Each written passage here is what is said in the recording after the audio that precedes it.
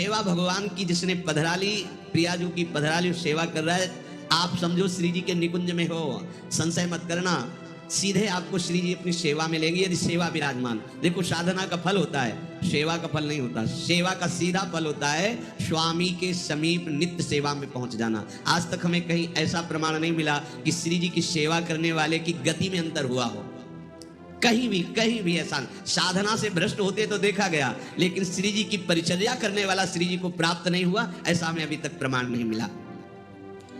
ये श्री राधा मोहन जी के आराध्य देव थे, आस्करण जी के, और ये सेवा में मगन रहते। देखो जब आप ठाकुर सेवा, जैसे आपको कि अब हम सेवा में रहेंगे तो हमारा काम कौन करेगा, तो पूरी सृष्टि तुम्हारे काम से चल रही है, तुम्हारे चलाए चल रही। अरे कुछ समय, घड़ी दो घड़ी तुम ऐसी निकालो जिससे एकांत चित्त से आनंद पूर्वक अपने लाडले ठाकुर को दुलार कर सको। उनको श्रृंगार करो, भोग लगाओ, आरती करो, 4 परिक्रमा करो, साष्टांग दंडवत करो। जीवन का परम लाभ है ये।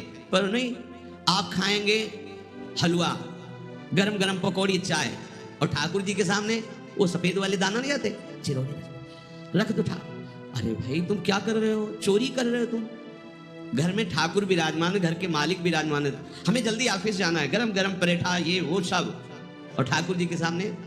हम तो देखते हैं जैसे कोई ठाकुर जी के दर्शन कराने के लिए लाता है तो 4 टाफी, वो भी प्लास्टिक से लिपटी हुई, मतलब देख केवल ले, खा भी नहीं सकते हो क्योंकि प्लास्टिक लगी हुई, ऊपर कवर एकदम ऐसे रखे हुए हैं, और बोले हमारे लड्डू गोपाल हैं।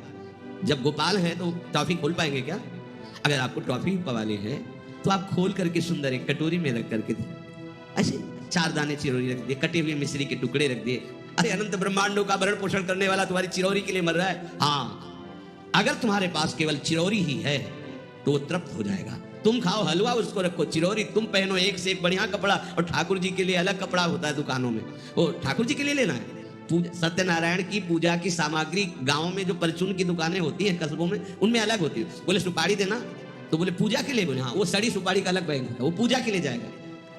प्रभु के लिए तुम ऐसे चिरौरी रख देते हो। ओ नारियल भी जिसमें पानी लो हो, देखो ना कथा, सत्यनारायण की कथा करनी, हमें नारियल दे दो। वो सूखा नारियल जो किसी काम में ले जाएगा, सत्यनारायण के पास जाएगा। वो कपड़ा टून का ना पहन सकते हैं, ना ओढ़ सकते हैं, ना बिछा सकते हैं, ना पोछा लगा सकते हैं, वो ठाकुर जी के लिए बलिहारी है श्रद्धा। तो भी ठाकुर जी भी ऐसी व्यवस्था करते हैं, ना पहनने लायक ना ओढ़ने लायक, ऐसा तुम्हें नया जीवन देंगे, जरूरत ही नहीं पड़ेगी कपड़े की, घूमो वैसे ही। हाँ, जरूरत ही नहीं पड़ेगी, अली उलिया नहीं, कोई जरूरत नहीं है, घूमो। इसलिए सावधान। भगवत सेवा का तात्पर्य है उत्तम भोग लगाए मोर मरकट को से। स्वामी जी महाराज परम विरक्त, वैराग्य की चरम सीमा स्वामी श्री हरदास जी, लेकिन उत्तम भोग लगाए ठाकुर जी को। उत्तम तुम्हारे पास जो कुछ है उसमें सबसे बढ़िया भोग बनाओ। धन्ना जी के पास बाजरा की रोटी भी पूरी नहीं थी कि भरपेट पाले, तो 1 रोटी रोज ठाकुर को रखते थे। आधी ठाकुर जी पाते थे, आधी आप पाते थे। सुदामा जी के पास कौन सा माखन मिश्री था, वो तंदुल जो पछोरने से बाहर निकलते हैं, किसी काम में नहीं, वो लेके गए थे। ठाकुर जी पाते हो कहते आज मैं तृप्त हो गया। सबरी जी के पास क्या था, क्या था? जंगली बेल, कहीं कड़ुआ कसेला ना हो, इसलिए चक के मेरे रघुनाथ जी को कहीं कसेला ना लगे। प्रभु वाह वाह करके पा रहे। विदुरानी जी ने कौन सा 56 भोग पवाया, केले के छिलके, भाव दशा में डूबी हुई। देखो हमारे ठाकुर को कुछ नहीं चाहिए, भाव से समझिए। ये बिहारी जी को 4 घंटे बैठने के लिए 10-10 लाख रुपए का फूल बंगला नहीं, काम थोड़ी चलाया जाता है। अरे हमारे लाडले सरकार है, अगर 4 घंटे बैठ कर 10 लाख खर्चा हो गया तो क्या? अनंत ब्रह्मांडों का सृजन करने वाला ठाकुर हमारे पास नहीं है। तो ठाकुर जी को आपका भाव चाहिए, और आप तो सो बढ़िया पलंग में, और ठाकुर जी को एक सज्जा में विराजमान किए, सज्जा में ऐसे उतर नहीं सकते, मतलब कूदे तो वैसे ऊंचे, अगरबत्ती दिखा दी चले।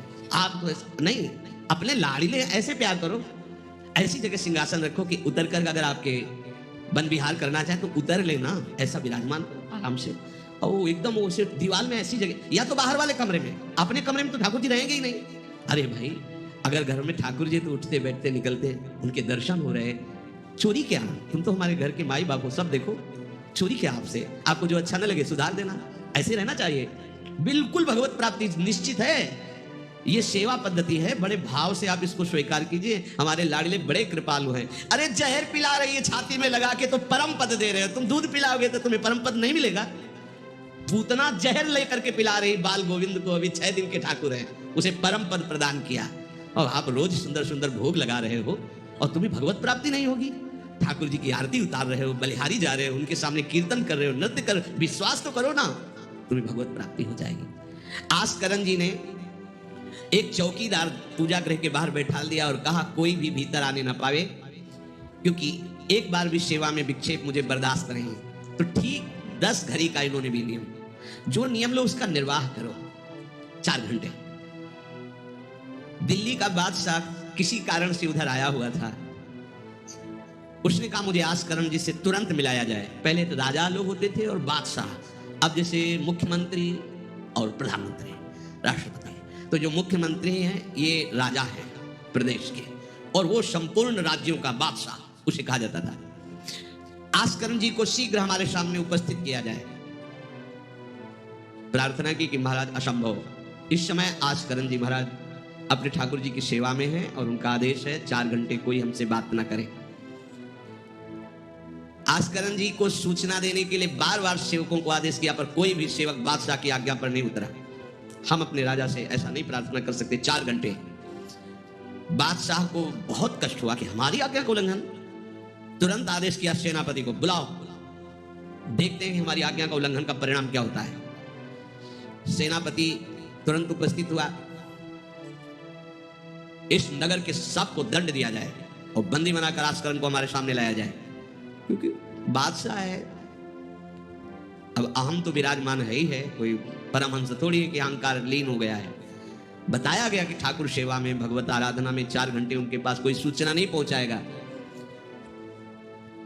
बादशाह की आज्ञा का उल्लंघन करने के कारण सब सैनिक जितने थे दब रहे थे। महाराज की तो आज्ञा है कि सूचना न दो, पर यहां तो सब गड़बड़ हो रहा है। बादशाह ही नाराज हो गया। बड़ी घबराहट पूरे नगर में फैल गई और पूरे सैनिकों में फैल गई। एक नरवरगढ़ ग्वालियर से दक्षिण में है। आस्करण जी ना शिकार खेलते थे, ना किसी को दंड देते थे, बस केवल भगवत सेवा, नाम जप, नाम कीर्तन। पूरे नगर को सब सुविधा, सबके घर में ठाकुर सेवा, सबके यहाँ नाम कीर्तन सुनाई देना चाहिए। जिसको जो जरूरत हो राज दरबार से ले जाए। किसी को लग सकता है अगर ऐसे बढ़ता रहेगा तो राज खजाना खत्म हो जाएगा। नहीं, अज्ञान से तुम सोचते हो। एक बार पूज्यपाद उड़िया बाबा के यहाँ 500 लोगों का भोजन बना। अब वहाँ उत्सव में 5000 से भी अधिक लोग आ गए। तो जो सेवक जन थे, भंडारी थे, भाग के आए, बाबा अब तो बहुत ही हानि हो जाएगी, क्योंकि सब लोग आ गए, 5000 के लगभग लोग हैं और 500 का ही भोजन बना है। बाबा जी कहा घबराने की जरूरत नहीं। गए, अपना ऊपर का चला ऐसे डाल दिया जो रसोई बनी हुई थी। बोले इसे खोलना नहीं, बस बांटते जाओ। सब पा चुके, जितना बना था ना वो। भगवत प्रताप। हरिराम व्यास जी की बेटी का ब्याह, रात्रि में बारातियों के स्वागत के लिए एक से एक सुंदर पकवान बने हुए थे, क्योंकि जिनके चेला मधुकर शाह राजा थे उनके पास कमी क्या, सब सुविधाएं। हरिराम व्यास जी ने सोचा ये संसारी आदमी इतने सुंदर सुंदर पकवान पाएंगे, ये तो ठीक नहीं है। वृंदावन के संत जन लेंगे तो अपने ठाकुर का भोग लगाएंगे, पाएंगे, कीर्तन करेंगे। कोतवाल को बुलाया वृंदावन के और कहा सब वैष्णवजनों को कह दो कि तुरंत आ जाओ, रमनिया ले जाओ। देखो कैसी भावना है, बेटी का ब्याह है। बोले संसारी आदमी बाराती क्यों पाएंगे। और आप हो तो कहते हैं अरे इज्जत चली जाएगी, बाबा जी को खवाने से क्या इज्जत है। बारातियों को खवाएंगे तो इज्जत बनेगी। ये किसकी, देहाभिमानियों की। और अपनी इज्जत क्या है, श्यामा श्याम। अगर रसिकों को पवाएंगे तो हमारी इज्जत बन जाएगी, श्यामा श्याम प्रसन्न हो जाएंगे। तो श्यामा श्याम प्रसन्न हो जाएंगे, बाराती भूखे रहेंगे, ऐसा कैसे हो सकता है। ऐसा हो ही नहीं सकता है। हरिराम व्यास जी के, अब उनके लिए तो कोई रोक नहीं, उन्हीं की बेटी का तो ब्याह है। जो भंडारे में सब जमा थे, लड्डू गुलाब जामुन ये वो भर भर के अमनिया, ले जाओ ले जाओ। अब ब्रजवासी संत जन सबको बांट दिया, पर जितना भंडारा था उतना ही भंडारा। कर तुम अकर तुम अन्यथा कर तुम सर्व समर्था सा ईश्वरा।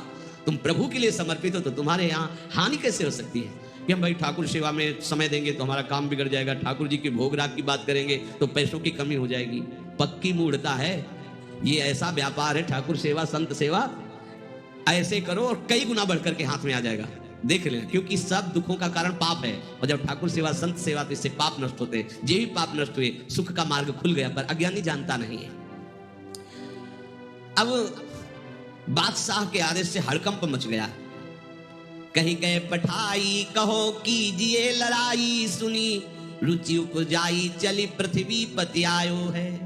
पर्यो सोच भारी तब बातियों विचारी कही, आप एक जावो गयो अचरज पाए है। सेवा करी सिद्धि साष्टांग होई के भूमि परे, देखी बड़ी बेर पांव खड्ग लगायो है। कट गई एड़िए पे टेढ़ी हूं ना भौं करी, करी नित नेम रीति धीरज दिखाई है।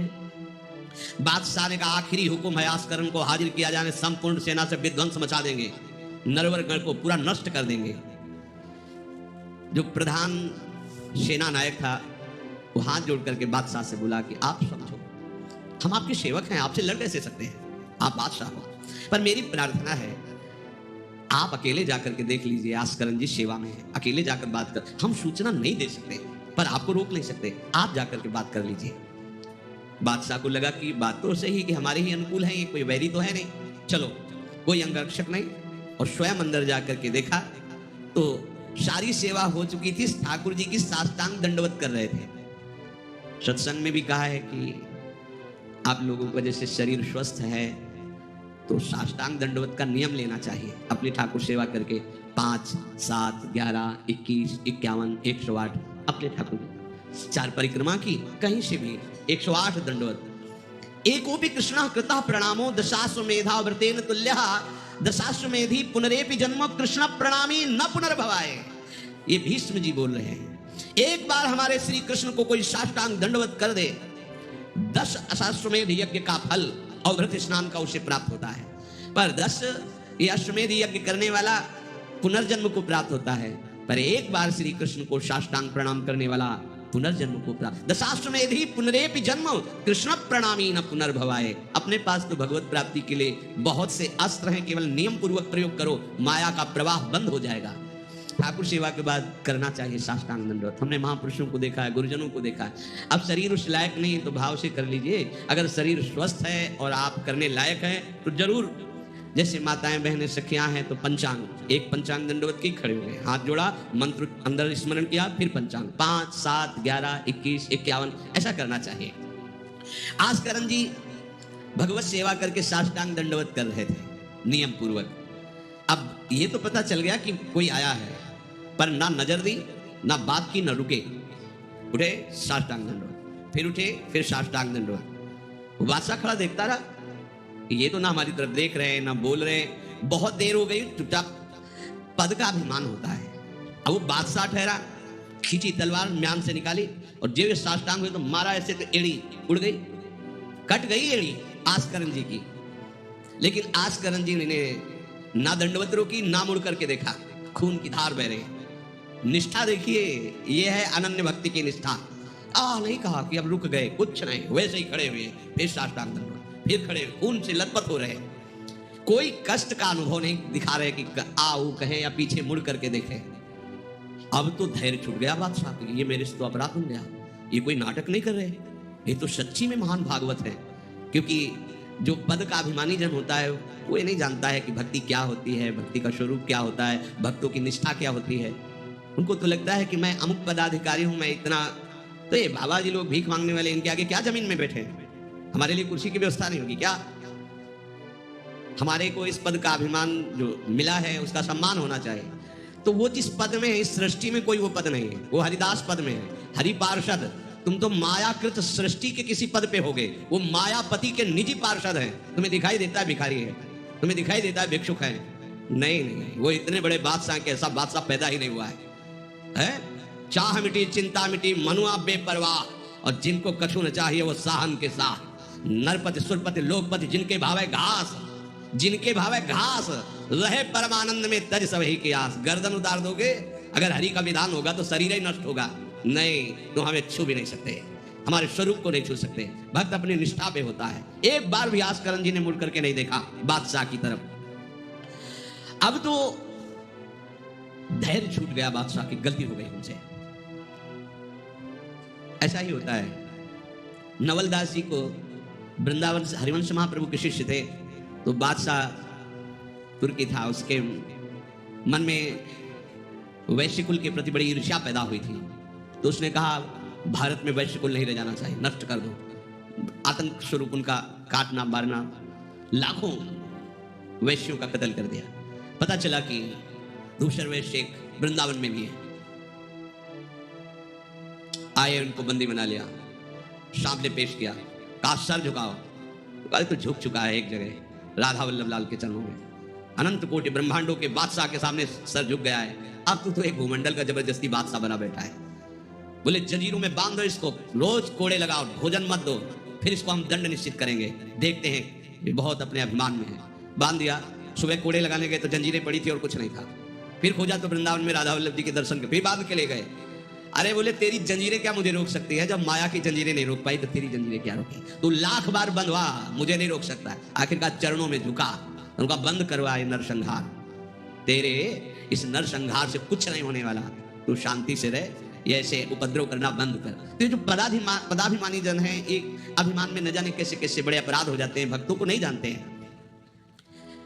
उठी चिकडारी तब पाछे सोनिहारी, कियो मुजरा विचारी बादशाह तिरिझे हैं। हित की सच्चाई यह ने कुना कचाई होत, चर्चा चलाई भाव सुन सुन भीजे हैं। बीते दिन को नृप भक्त सो समायो, पृथ्वीपति दुख पायो सुनि भोग हरि चीजे हैं। करे विप्र सेवा तिने गांव लिख न्यारे दिए, वाके प्राण न्यार लाड़ करो कही दीजे हैं। पूरी दंडवत की, ठाकुर जी को प्रार्थना की, चीख डाल दी, जो मध्याह्न विश्राम की, फिर पीछे मुड़े। तब तक खून बह रहा है। पीछे मुड़कर देखा, बादशाह जोहार की, बिल्कुल गुस्सा नहीं। राजा को इनकी ये धैर्य शैली देखकर कि अपने इष्ट के प्रति निष्ठा और मेरे अपराध का कोई भी इनके ऊपर प्रभाव नहीं, रीझ गया, बहुत प्रसन्न हुआ और कहा आज मेरे नेत्र सफल हुए कि मैंने ऐसा निष्ठावान भक्त देखा। ना तो तुम्हारी भ्रकुटी में थोड़ा भी रोष है और ना तुम्हें पीड़ा है और ना कोई थकावट है। हम आपसे वार्ता करना चाहते हैं, क्या है आप में ऐसी सामर्थ्य कहां से आई कि आपने अपनी निष्ठा छोड़ी और तलवार से एड़ी काट दी? एड़ी, अरे ऐसे काट, जरा सा कुछ लग जाए तो देखो कैसा लगता है। एड़ी कट गई, खून निकल रही, दंडवती बंद नहीं हुई। जब वो बैठ करके भगवत भक्ति की बात की, बादशाह के आंसू आ गए। संत का यही प्रभाव होता है। देखो राजा है पर संत है। विभीषण जिसे भगवान कहते तुम सरीखे संत प्रिय मोरे, धरो देह नहीं आन। ये नहीं भूल होनी चाहिए कि अरे तो बड़े अच्छे कपड़े पहने ऐसे ऐसे, ये क्या भक्ति करते हो? भक्ति का मतलब केवल इतना ही नहीं है कि भिक्षुक वेश हो। भक्ति किसी से भी हो सकती है, कोई भी हो सकता है, कहीं भी हो सकता है, क्योंकि सब भगवान के बंदे, सब भगवान को दुलार कर सकते हैं। अपनी कीमती रुमाल तत्काल पट्टी बांधी अपने हाथ से आस्करन जी के चरणों में। स्वयं बादशाह ने घुटने टेकर तुरंत और कहा कि आज मैं निहाल हो गया। आपकी ये जो भक्ति है, ये जो निष्ठा है, आज प्रभु की हम पर बड़ी कृपा है जो मुझे दर्शन हुआ आप जैसे भक्ति की निष्ठा का। बादशाह अत्यंत प्रसन्न होकर के आपको क्या सुख प्रदान करें। होगा हमारी सेवा निष्ठा है, आप जब चाहते हैं तब आदेश दे देते हैं, तो आप मुझे अपने आदेश से मुक्त कर दीजिए। आज के बाद हमारा कोई शासन आपके ऊपर लागू नहीं रहेगा। आप जब चाहें स्वेच्छा से आप आ सकते हैं, ना आए तो आपका राज्य, हमारा कोई अधिकार आज से नहीं। श्री आस्करन जी को एक बार बहुत शरीर में बुखार आ गया, इतना कष्ट पीड़ा होने लगी। अब वो कैसे सेवा करें? भीषण कष्ट है, उठा नहीं जा रहा। प्रातःकालीन बेला से ही सेवा प्रारंभ होती थी। बस उनको एक चिंता है कि अब सेवा कैसे होगी, सेवा कैसे होगी। उसी शिथिलता में भगवान अपने निजी सेवक में जो और परिचर्या करने में थे, उनको आदेश किया चरणामृत पिला दो, ठीक हो जाएगी। वो रात्रि में ही चरणामृत, महाराज ठाकुर जी ने कहा चरणामृत, आप जो ही चरणामृत पिया शरीर का रोग नष्ट हो गया, स्वस्थ हो गए, सुबह सेवा में गए। इसलिए आप लोगों से प्रार्थना करते हैं, अकाल मृत्यु हरणम सर्वव्याधि विनाशनम श्री कृष्ण पादोदकम पीत्वा पुनर्जन्म न विद्यते। मान लो भैया, एक डॉक्टर औषधि देता है, पैसे लेता है, फीस के पैसे भी लेता है, और ना फायदा करे तो भी उसी दवाइयों का तुम आश्रय लेते हो। हम कह रहे हैं कि संसार से मुक्त होने के लिए चरणामृत सिद्ध औषधि है। रोज चरणामृत ठाकुर जी का पियो, कोई पैसा नहीं लगता। बिहारी जी, राधा वल्लभ, राधा रमण, जहां चाहो, बड़े उदार ठाकुर। चरणामृत, अगर इतना चरणामृत मिला उसमें आप 1 लीटर जल मिला लीजिए, चलता रहेगा। जब कमी लगे फिर जल मिला लीजिए, चरणामृत ही रहेगा। आप वर्षों इतने चरणामृत को पी सकते हैं जल मिला मिला के, अकाल मृत्यु नहीं होगी। समस्त रोगों के नाश करने की सामर्थ्य चरणामृत में है। कोई भी व्याधि आपको परास्त नहीं कर पाएगी। और पुनर्जन्म न विद्यते, हम भगवान के धाम में चरणामृत के प्रभाव से चले जाएंगे। अब इस पर श्रद्धा कितनी है देखो, आप 10वें बार वर्णन किया होगा, नियम से चरणामृत पियो। अपने ठाकुर जी का, श्री जी का चरणामृत पात्र में रख लो, 2 बार 3 बार दिन में पियो। चरणामृत आपको अकाल मृत्यु हरणम सर्व व्याधि विनाशनम श्री कृष्ण पादोदकम पीत्वा पुनर्जन्म न विद्यते। एक बार किसी विपक्ष राजा ने आक्रमण कर दिया आस्करन जी के ऊपर। आस्करन जी के जब बात पता चली कि वो आक्रमण, तो उन्होंने कहा प्रभु अब हमसे मार काट नहीं होगा, सब में आप विराजमान हो, अब हमसे नहीं हो, या तो राजपद हटाओ, मुझे कहीं एकांत ले चलो, मैं आपके लिए रोऊं तड़पूं, अब ये सब नहीं होगा कि अब हम फिर तलवार उठाएं मार काट शुरू करें। पर अंदर से आया कि तुम राजा हो तो प्रजा की रक्षा करना तुम्हारा कर्तव्य है। तो उन्होंने पूरी सेना सजाई, जान तो कैसे, सब मनीरा लो और स्वयं बोले नाम कीर्तन करो, राधा वल्लभ श्री हरिवंश श्री वृंदावन श्री। कहां जा रहे हैं, बोले युद्ध करने जा रहे हैं। ऐसे युद्ध होता है। प्रभु से कहा हमसे मारकाट होने वाले नहीं, जब हमारा कर्तव्य है तो हम ये कर्तव्य कर रहे हैं। राधा वल्लभ श्री हरिवंश, राधा नाम कीर्तन। तुरंत आकाश में मेघ छा गए और इतने बड़े बड़े ओले, शत्रु पक्ष में हल्की फुहारे इधर के पक्ष में, जहां नाम कीर्तन, हवा चल रही, हल्की हल्की नन्ही नन्ही फुइयां बरस रही और कीर्तन में, और उधर इतने इतने बड़े ओले, सब भाग गए, अस्त्र शस्त्र की आवश्यकता नहीं हुई। शत्रु पक्ष जब भागा और उधर का राजा के चरणों में गिरा कि मुझे माफी दे दो, मुझे पता नहीं था आप इस कोटि के महाभागवत हैं। यह है अनन्य भक्ति। यदि हम अपने प्रभु की सेवा, प्रभु का नाम जब, प्रभु के गुणों का गायन करते हैं, तो किसी की भी ताकत नहीं कि हमें परास्त कर सके। और आप भूल जाइए ये बात कि आपके ही किए सब कुछ होता है। आप देहाभिमान में भटक रहे, आपके किए ले, हम कह रहे मान लो, मान लो, केवल प्रभु की करुणा एक दृष्टि से अनंत ब्रह्मांड का सृजन हो गया। एक दृष्टि से अनंत ब्रह्मांडों का सृजन। भैया तुम्हारा परिवार क्यों दुखी रहेगा, तुम्हें क्यों भूखा रखेंगे प्रभु? पशु पक्षियों को देते हैं, हर जीव जंतु को देते हैं, तुम तो भगवान के भक्त हो, तुम्हारे को कैसे वो नहीं देंगे? विश्वास करो, जो तुम्हें कार्य मिला है धर्म पूर्वक करो, नाम जप करो, प्रभु की सेवा करो, गंदे आचरण, गंदे नशा, गंदी बातें ये सब छोड़ दो, क्योंकि यही तुम्हारी दुर्गति, अशांति का कारण बनेगी। पैसा बड़ा है, मदिरा पान करना, व्यभिचार करना, उसे सुख समझ रहे हैं। पैसा है, पद है, समझ रहे हैं कि हम जीवन का लाभ ले रहे हैं। अरे ये लाभ तो सुअर कुत्ता भी ले रहे भैया। निद्रा, भय, आहार, मैथुन हर जीव भोग रहा है। तुम मनुष्य जन्म लेकर के बड़े बुद्धिमान होकर उसी भोग रहे हो, तो कौन सी बात? तिनते कर सूकर स्वान भले, गोस्वामी तुलसीदास जी। सुअर कुत्ता गधा उससे अच्छे। क्यों? क्योंकि अपने कर्म भोग कर ऊपर की तरफ उठ रहे हैं, उनके पाप नष्ट हो रहे हैं। वो आप ऊपर उठकर मनुष्य जन्म कर प्राप्त करके पाप कर्म कर रहे हैं, आप नीचे अधोगति को जा रहे हैं। इसलिए सबसे प्रार्थना है, ये गंदे आचरण, जब आप मदिरा पीते हैं तो आपकी बुद्धि तमोगुण राक्षसी वृत्ति से हो जाती है। खुद आपको अनुभव इस बात का, आपकी दुर्दशा हो जाती है, बुद्धि भ्रष्ट हो जाती है। फिर व्यभिचार, जुआ, चोरी, हिंसा कैसे आपको सुख प्रदान करेंगे? ये जो निकृष्ट हैं, जो अधर्म है, जिनकी क्रिया ही दुखमय है, उस दुख से तुम कैसे सुख प्राप्त कर सकते हो? धर्म से चलो, गृहस्थ हो तो धर्म पूर्वक चलोगे तो गृहस्थी में ही भगवान तुम्हारा मंगल कर देंगे, भागने की जरूरत नहीं है। नाम जप करो, ठाकुर सेवा विराजमान करो, जो रूखा सूखा हो अपने ठाकुर को लाड लड़ाओ, अंतिम श्वास तक भगवान कृपा कर ही देंगे। हमारे जीवन का उद्देश्य भगवत प्राप्ति है। इन प्रकार अब हमारा जन्म इस संसार में ना हो, हम प्रभु के पास जाकर उनकी सेवा में रहें सदैव, जहाँ न मरना है, न जन्मना है, न दुख है, न सुख है, न बीमारी है, कोई किसी भी तरह का जहाँ लेस मात्र भी कष्ट नहीं है। प्रलय और महाप्रलय की वायु भी जहाँ प्रवेश नहीं करती, वो हमारे प्रिया प्रीतम का नित्य धाम है, वही हमारी विश्राम भूमि है।